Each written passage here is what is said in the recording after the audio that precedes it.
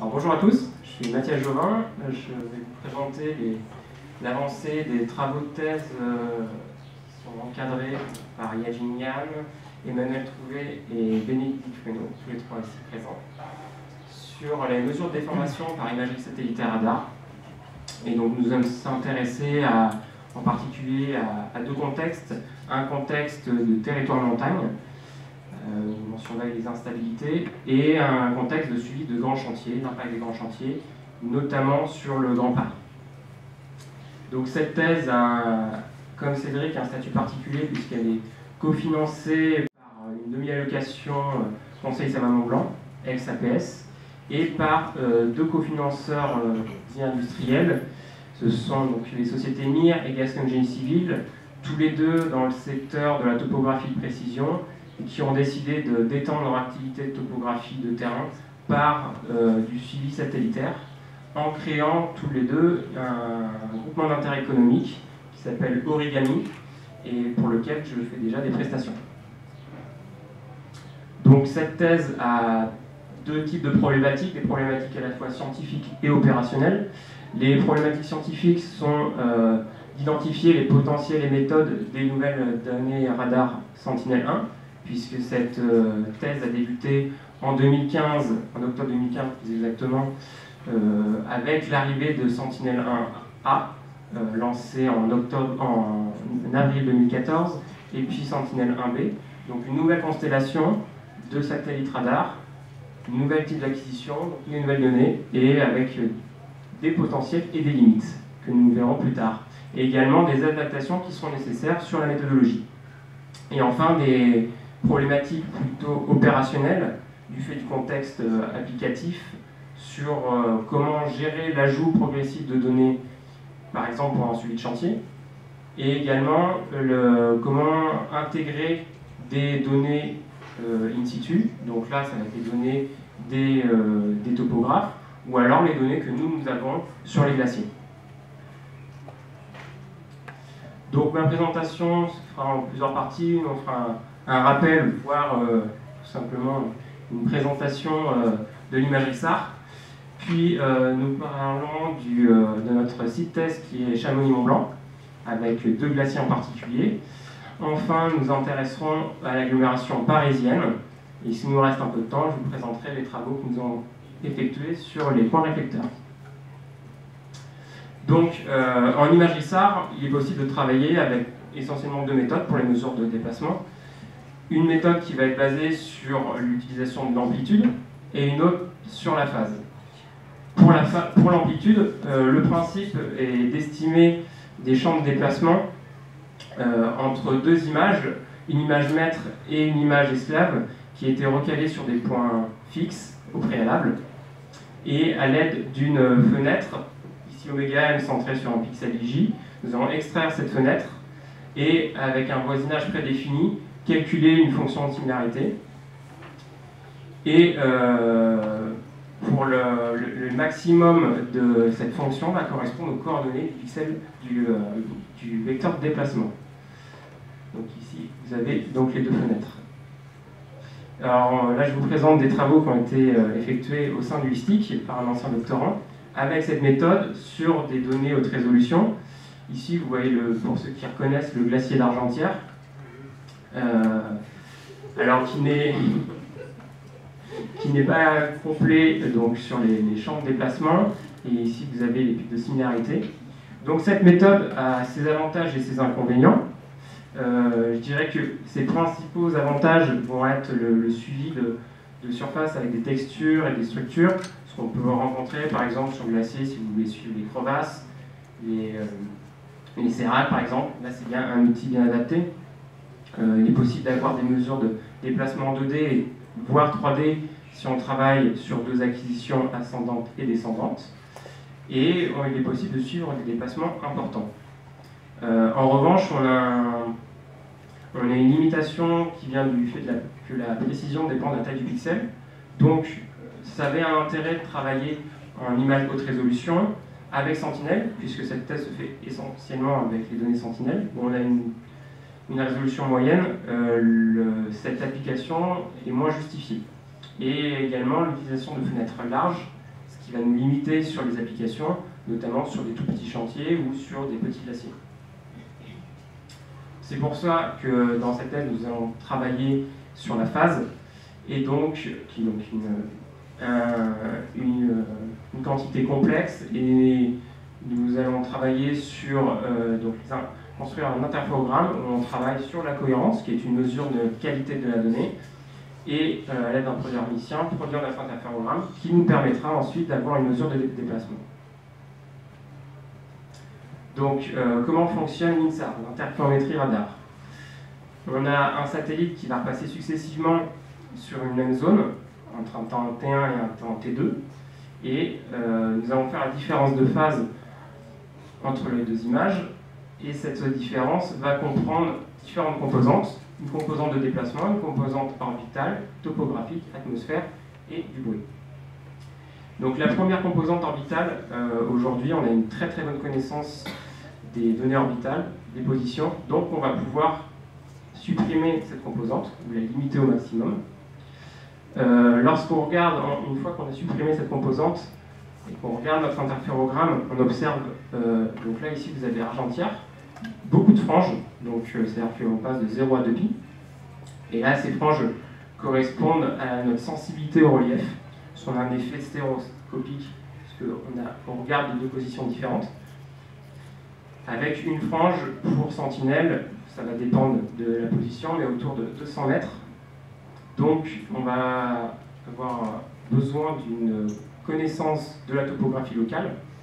Cette connaissance est amenée par les modèles numériques de terrain, de moyenne ou de très haute résolution, et qui va nous permettre de nous affranchir de cette composante. Et ce qui nous reste, c'est en partie une composante liée au déplacement. Donc ici, sur l'interférogramme différentiel, lorsque nous avons une frange, donc entre 0 et 2 pi, on a un déplacement pour sentinelle qui est d'environ 2,6 cm. Enfin, qui est 2,6 cm. Ce qui va nous rester ensuite, c'est la contribution atmosphérique et le bruit que nous allons tenter de limiter au maximum lors de nos chaînes de traitement. Donc je vais vous parler maintenant de Sentinelle, puisque nous allons travailler exclusivement sur Sentinelle. Sentinelle, comme je vous disais, est arrivé en 2014, son jumeau en 2016, et aujourd'hui les deux se suivent, et ce qui permet d'avoir un temps de revisite de tous les 6 jours. Et c'est vraiment la grosse évolution sur la donnée radar, c'est qu'aujourd'hui on a une acquisition systématique et gratuite. Donc si vous voulez étudier à Annecy, tous les 6 jours vous aurez une information sur Annecy. L'autre avantage, c'est son mode d'acquisition, où on va couvrir 250 km. Donc on a une très grande fauchée, on peut suivre des surfaces très importantes avec un temps réduit. Le fait d'avoir un temps réduit va permettre également d'avoir des interférogrammes moins bruités. Ici, vous avez la couverture de Sentinelle. Donc on a une couverture sur 6 jours sur l'Europe et de 12 jours sur le reste du monde, avec quelques points à 6 jours qui sont des points critiques, qui sont intéressants, notamment du point de vue de la géologie.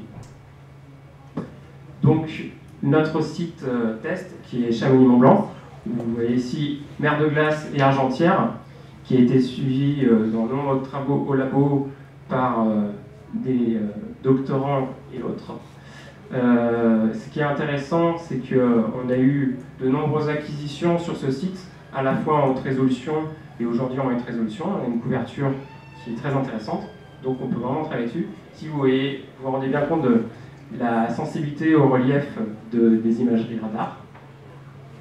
Et ce qui est intéressant également, c'est que c'est un site qui est suivi depuis une 50aine d'années, voire plus, sur le terrain, par d'autres labos, à Grenoble par exemple, mais également nous avons nos installations, des coins réflecteurs, qui sont pour ceux qui ne connaissent pas, ce sont des structures métalliques passives qui sont orientées vers le satellite et qui ont un rôle de miroir.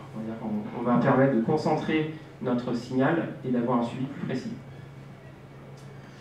Donc une fois que nous avons récupéré la donnée qui nous intéresse sur la zone, donc ici toujours Chamonix, et bien on va pouvoir calculer la cohérence qui va être notre mesure de qualité de notre donnée entre deux images et construire l'interférogramme différentiel Et ici, vous voyez, on a de nombreuses franges.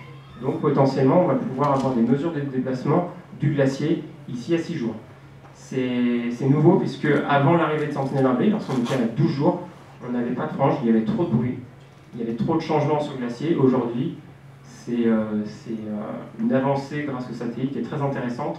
On retrouve les mêmes profils, les mêmes franges que ce qu'on avait pu avoir en 95 par exemple avec l'ERS.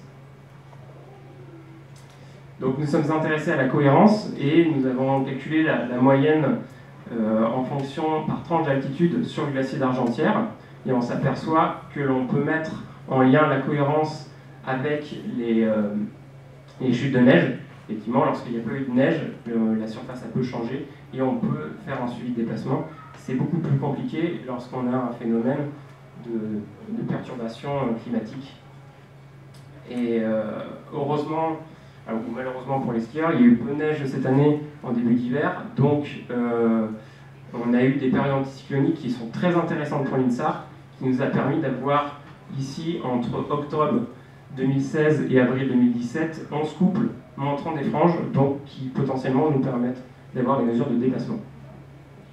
Ici, vous voyez un couple où il y a eu de la neige, donc mauvais, la cohérence est très faible. Ici, vous avez la cohérence qui est beaucoup plus élevée.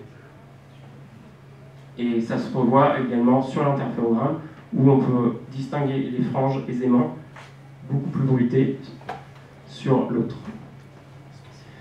Donc une première étape de notre traitement, ça va être d'améliorer l'estimation de notre cohérence en utilisant des fenêtres adaptatives.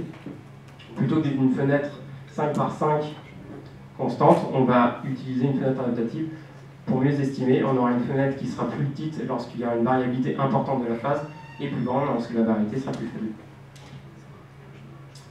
Et ensuite, une fois que nous avons construit notre interférogramme, améliorer notre cohérence, on va procéder au déroulement de phase, puisqu'un interférogramme, la phase est comprise entre moins pi et pi.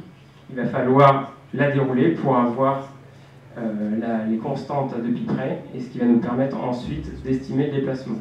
Le problème, c'est qu'il y a toujours une composante, celle que je vous ai montrée tout à l'heure, qui est la composante atmosphérique. Et pour cela, on va l'estimer. Donc, dans l'atmosphère, il y a une composante stratifiée, qui elle va dépendre du relief, que l'on va pouvoir estimer grâce à un bon modèle numérique de terrain sur les parties stables. Mais il y a une partie turbulente qui, elle, restera à traiter. Donc là, c'est un des résultats avant filtrage, après filtrage. On voit que la phase est beaucoup plus stable.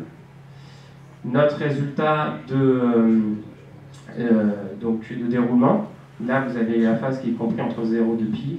Ici, nous avons pu dérouler.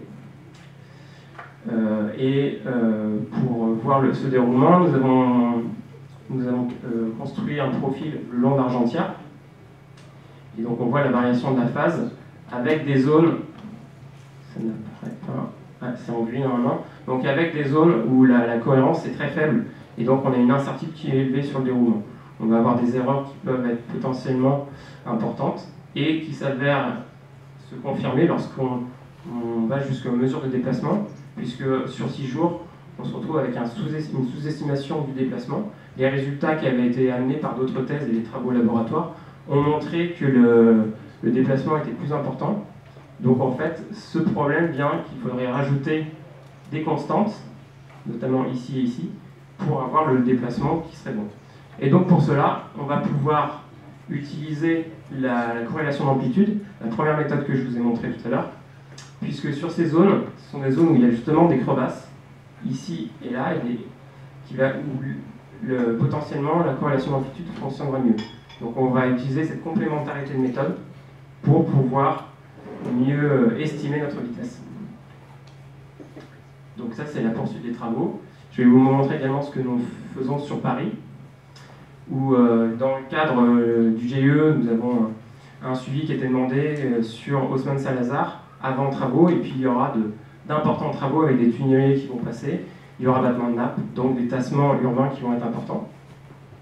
Donc pour cela, nous avons étudié une zone dans un rayon de 2 km centré sur la gare Haussmann-Salazar, avec pour méthode la méthode PS, qui est Permanent Scatterer, où au lieu de travailler sur une image complète, on va sélectionner des points stables, ce sont des cibles fortes, avec peu de variabilité dans le temps et qui seront peu sensibles à l'angle selon laquelle ils seront observés. Et en travaillant sur ces points, on va avoir une meilleure précision de notre mesure de déplacement. Donc il y a deux possibilités sur le traitement PS, en utilisant une seule référence, et on va construire les interférogrammes. Donc là on travaille sur des piles d'images qui couvrent là de février 2015 jusqu'à mars 2017, avec une seule image référence, une seule master, et on va construire 59 interférogrammes. Avec une chaîne de traitement itérative, on va pouvoir estimer à la fois le délai atmosphérique, l'erreur d'altitude, et puis notre déplacement. Sauf que cette méthode, dans un suivi de chantier, n'est pas forcément adaptée, puisque au fur et à mesure, nous allons apporter des données. Aujourd'hui, la pile commençait en 2015, finissait en 2017. Le chantier va se poursuivre jusqu'en 2018, voire 2019. Donc, on pourrait se retrouver avec une master complètement décalée. Elle n'est plus du tout au centre de notre pile. Donc, une possibilité de mettre en place une méthode multiréférence, où au lieu de coupler avec une image centrale, on va coupler les images 3 par 3. Et donc, avec 60 images, on va pouvoir construire 174 interférogrammes. Ensuite, d'une façon à peu près similaire, nous allons pouvoir estimer la correction d'altitude, correction d'atmosphère. Et enfin, procéder à une inversion de la série temporelle pour avoir un déplacement entre chaque date, donc nos 60 dates.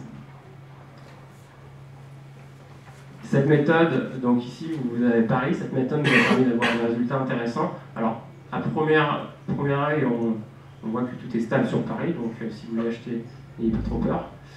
Mais par contre, si on s'intéresse à certaines zones, on sait qu'elles bougent. Notamment, Bénédicte avait travaillé sur Montmartre, et donc on sait qu'on a des déplacements sur Montmartre qui ont été identifiés, notamment des problèmes géologiques. Et donc, Montmartre est ici. Donc là, nous avons les pentes sud et sud-sud-ouest. Alors, sur les résultats précédents, on avait vraiment une tendance très marquée. Là, nous n'avons que quelques points montrant des tassements. Donc, on n'est pas entièrement satisfait des résultats, il faudra les poursuivre. En revanche, il y a quelque chose de très intéressant qui a été mis en évidence, c'est un alignement de points ayant des vitesses négatives, donc des potentiels tassements. Et en fait, ça correspond au passage du tunnelier sur la future ligne 14. Donc, on a pu mettre en évidence les tassements qui ont été provoqués par ce passage. Donc, étant donné que pour Paris, sur les 15 prochaines années, avec le projet Grand Paris, il va y avoir de nombreux travaux, l'interférométrie radar, et même avec de la moyenne résolution, on espère avoir des résultats intéressants de suivi de déplacement de grands chantiers. Je me suis intéressé également à une zone plus à l'est de Paris, ici à Parisis, pour voir sur les zones de décharge, sur les carrières par exemple, là où il y avait des creusements, est-ce qu'on pouvait mettre en évidence ces tassements. Et on s'aperçoit effectivement, là on est sur une décharge classée Céveso avec un stockage de produits très dangereux, à côté de bassins de rétention et de zones de creusement, où on a effectivement des zones des subsidences avec des vitesses importantes qui ont été mises en évidence. C'est un outil intéressant de détection de mouvement. Et enfin, les coins réflecteurs, puisque un travail important de la thèse a été de travailler avec les coins réflecteurs pour Sentinelle, puisque avec une nouvelle résolution, il a fallu les adapter. Donc on a testé, choisi, pas très loin d'ici, différentes formes de coins réflecteurs et différentes tailles. Et donc voilà, par exemple, vous voyez le champ, ce qui apparaît en blanc, c'est un des coins réflecteurs, un des plus gros. Nous les avons installés également en bordure de glacier d'Argentière. Ici, ça, c'était un des gros coins réflecteurs, et qui va nous permettre donc un suivi de l'instabilité de la moraine, potentielle instabilité, mais également sur les points réflecteurs qui sont dans les zones stables, d'estimer la contribution atmosphérique. Et un autre problème qui s'est qui s'est montré sur les coins réflecteurs, c'est qu'on est dans une zone où on a de nombreuses perturbations, notamment de la neige, et donc qui potentiellement, avec de la neige mouillée, peuvent bloquer, rendre invisible notre coin réflecteur. Donc l'idée a été de travailler sur des coins réflecteurs perforés, mais adaptés à notre bande C, à Sentinelle, pour pas que ça devienne une passoire.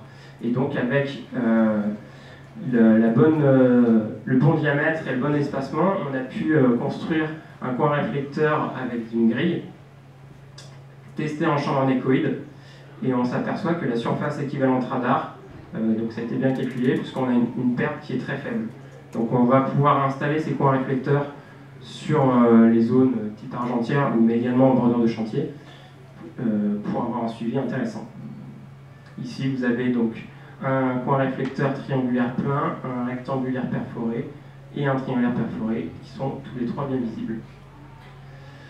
Donc les conclusions et les perspectives de ces travaux, c'est que tout d'abord, Sentinelle 1, 1A et 1B ont montré des résultats intéressants. On a un vrai potentiel sur le suivi des instabilités en montagne et également, instabilité en montagne, suivi de glaciers surtout, parce qu'on arrive à avoir des franges, et également sur les suivis en zone urbaine, avec les grands chantiers, et on s'attend à avoir des choses intéressantes avec le Grand Paris. Il va falloir améliorer les techniques de co-registration sur les montagnes. Ça, c'est des problèmes que nous avons rencontrés. Notre sous-estimation de la vitesse du glacier d'Argentière, eh bien, on espère pouvoir la lever en mettant en place le suivi par corrélation d'amplitude.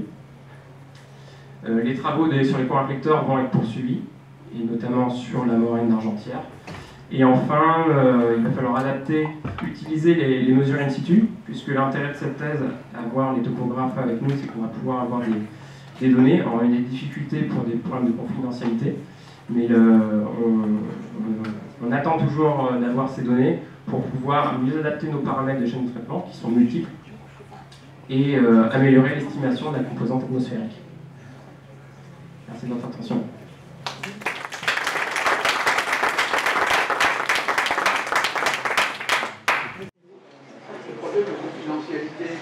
Oui. Quel genre de glacier oui. Donc sur le glacier, c'est un autre problème. Il y a un GPS qui est installé, mais c'est pas facile d'accès. Donc il a été relevé en décembre. On a de nouveau une mission courant de l'été, et c'est fait par Grenoble. Donc là, c'est le problème de traitement, et là, je vais bientôt avoir normalement les mesures du glacier. Pour ce qui est de confidentialité, c'est sur Paris. Et le souci, c'est que ce sont des prestations qui ont été vendues. Et donc on essaye de négocier avec le maître d'ouvrage pour avoir ces données, non seulement les utiliser, mais que ça soit publiable.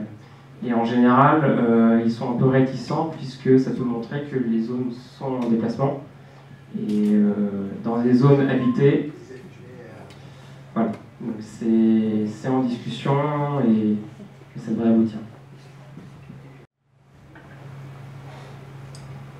J'ai deux petites questions sur les coins réflecteurs. Oui. Alors, une de compréhension. Les tout petits trous là, ça suffit à faire que la neige ait cette pression? Alors, c'est surtout que l'eau s'écoule. Donc le problème, c'est que ça va s'écouler plus vite. Une grosse chute de 50 cm d'un coup, on en aura. Mais le problème n'est pas tant la neige, mais plus la neige mouillée et l'eau. Donc ça va favoriser l'écoulement. Et il y a un autre point, c'est le vent. On a une prise au vent. Ce qui est très important, c'est d'avoir une stabilité importante de ces coins réflecteurs. Donc, avec quelque chose de perforé, on aura une prise au vent qui sera moindre. La deuxième question, c'est, tu as dit, il me semble, si j'ai bien entendu, oui. Ça permettait de mesurer la contribution atmosphérique. Oui. Alors, pas dans un premier temps, mais... Du coup, j'aimerais bien plus de précision. Comment tu fais avec juste un coin réflecteur? Non, ça va pas être juste un, justement, on va en rajouter pour pouvoir travailler sur plusieurs. Et en ayant un où on a du potentiel de déplacement et un autre qui est instable, si on a du signal considéré comme déplacement sur notre point réflecteur stable, c'est la composante atmosphérique. Si on a bien supprimé toutes les autres, si on n'a pas trop de bruit, donc s'il est bien stable, si tout le problème de neige, le vent, si effectivement on l'a mis sur une zone rocheuse bien ancrée, donc là, normalement, on n'a pas de déplacement, mais il faut que le MMT soit bon. parce qu'on a un problème topographique. Voilà. Donc, si toutes les autres contributions ont été enlevées, alors, ce qui nous reste, c'est l'atmosphère. Dans ton modèle de déformation avec une sommation de résidus ou je sais pas trop quoi, qu'est-ce qui prouve que c'est une somme et qu'il n'y a pas d'interaction entre les différents résidus entre eux? Qu'est-ce qui prouve qu'il n'y a pas? Tu as pris une somme là, de delta. Tu as un modèle additif. Ah. Et pourquoi un modèle additif? Pourquoi pas un modèle autre? Et pourquoi il n'y aurait pas d'interaction entre les différents composants? Pourquoi il n'y aurait pas d'interaction entre l'orbital et... Alors, comment répondre à cela? Parce que là, on observe vraiment des phénomènes physiques qui sont disjoints. Par exemple, le déplacement, comment on peut rendre ça? Le bruit, tout simplement. Le bruit va dépendre de si on observe des choses, par exemple, il y a eu beaucoup de changements. Donc là, on a une composante qui va liée au temps, alors que notre résidu orbital dépend juste de le positionnement. Est-ce qu'il n'y a pas une interaction entre... Alors, on pourrait... L'interaction qu'il pourrait y avoir, à la limite, ça serait entre l'atmosphère et le résidu orbital, si on a des positions très différentes, et donc on n'a pas le même atmosphère, puisqu'on a une atmosphère turbulente. Sauf qu'avec Sentinelle, on est dans un tube orbital qui est très petit. Donc c'est le même.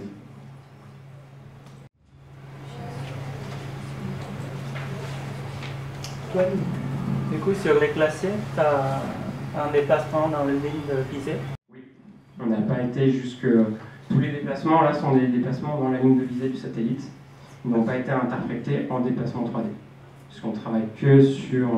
ce qui a été présenté sur Argentière et Chamonix et Mer de Glace, c'est des résultats en ascendant. On a travaillé également en descendant, mais comme on a la même sous-estimation, on n'a pas poursuivi jusqu'au 3D, puisqu'on a déjà une sous-estimation.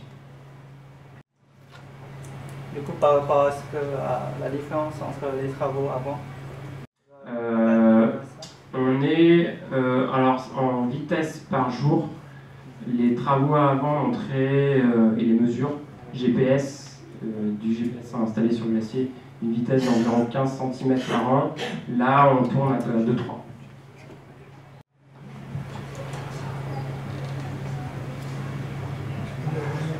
Sur Paris, est-ce que vous Oui. avez des mesures qui ont d'autres mécanismes qui permettent de vérifier Justement, c'est les données in situ que l'on souhaite avoir et qui nous permettront d'avoir une vérité terrain. Tout à fait. Donc là, il y a un petit subterfuge, c'est qu'on va sûrement utiliser des données d'un autre chantier. Comme l'avantage de Sentinelle, c'est qu'on couvre une large zone. On a mesuré des déplacements sur une zone, mais si on arrive à valider sur les mêmes résultats une autre zone assez proche, on va pouvoir valider ces données. C'est facilement pour cette chaîne 700 km. 700 km réussi à détecter des mouvements de ce niveau. On travaille sur la phase. Lui-même, pas vraiment. Oh non, mais on réussit à détecter avec cette précision-là.